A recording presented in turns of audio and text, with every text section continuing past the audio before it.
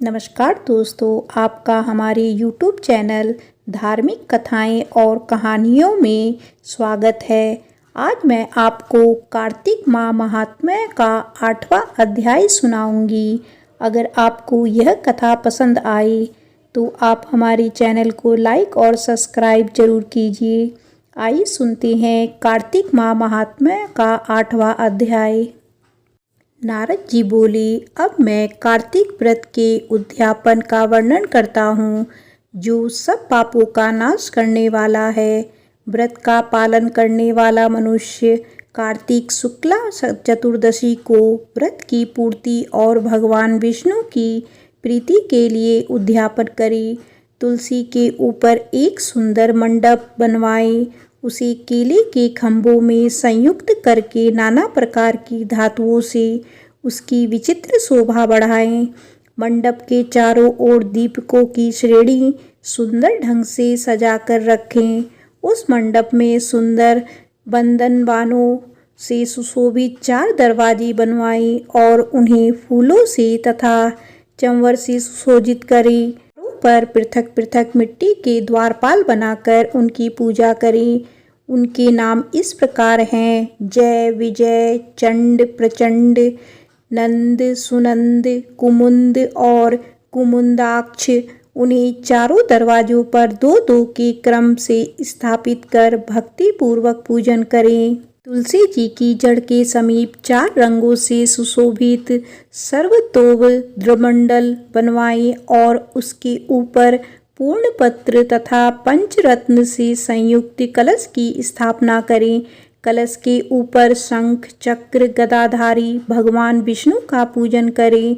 भक्ति पूर्वक उस तिथि में उपवास करें तथा रात्रि में गीत, वाद, कीर्तन आदि मंगलमय आयोजनों के साथ जागरण करें। जो भगवान विष्णु के लिए जागरण करते समय भक्ति पूर्वक भगवत संबंधी पदों का गान करते हैं, वे सैकड़ों जन्मों की पाप राशि से मुक्त हो जाते हैं।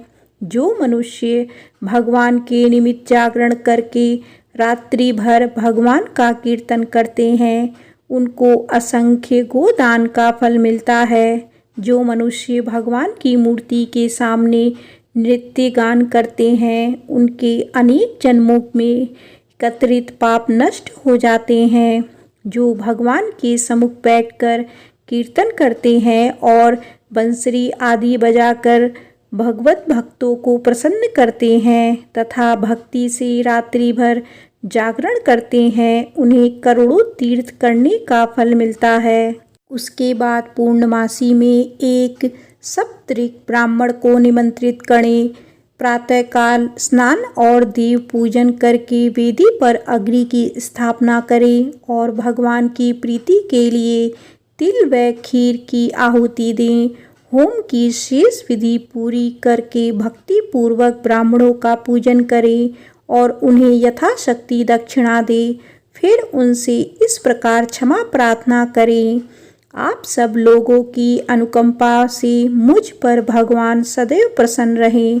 इस व्रत को करने से मेरी 7 जन्मों के किए हुए पाप नष्ट हो जाएं और मेरी संतान चिरंजीवी हो।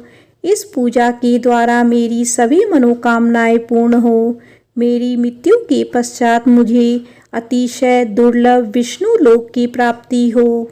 पूजा की समस्त वस्तुओं के साथ गाय भी गुरु को दान में दें। उसके पश्चात घर वालों और मित्रों के साथ स्वयं भोजन करें। भगवान द्वादशी तिथि को शयन से उठे, त्रयोदशी को देवताओं से मिली और चतुर्दशी को उन सबने उनका दर्शन व पूजन किया।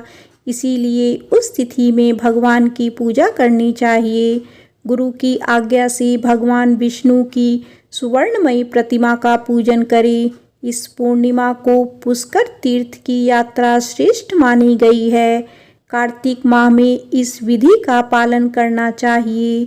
जो इस प्रकार कार्तिक के व्रत का पालन करते हैं, वे धन्य और पूजनीय हैं। उन्हें उत्तम फल की प्राप्ति होती है।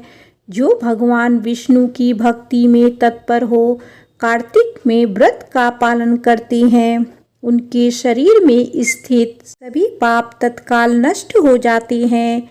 जो श्रद्धा पूर्वक कार्तिकेय उद्यापन का महात्म्य सुनता या सुनाता है, वह भगवान विष्णु का सायुज्य प्राप्त करता है।